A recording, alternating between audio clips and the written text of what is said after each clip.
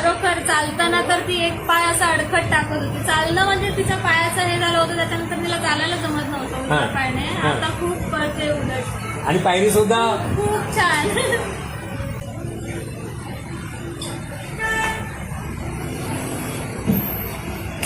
A few moments later.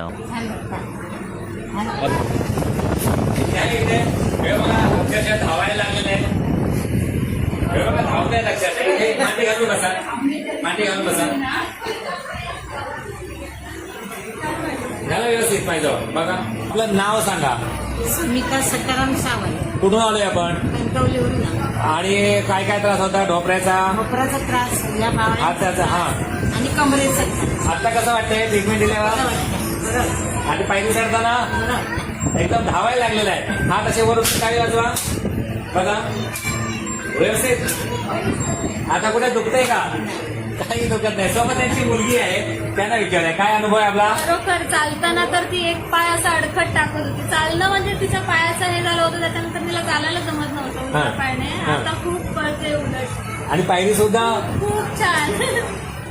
दोघेही माईले खुश आहात. हा व्हिडिओ शेअर करू शकतो. असा हात करा दोघांनी पण थांबल्या. त्याने आशीर्वादच दिलेला आहे.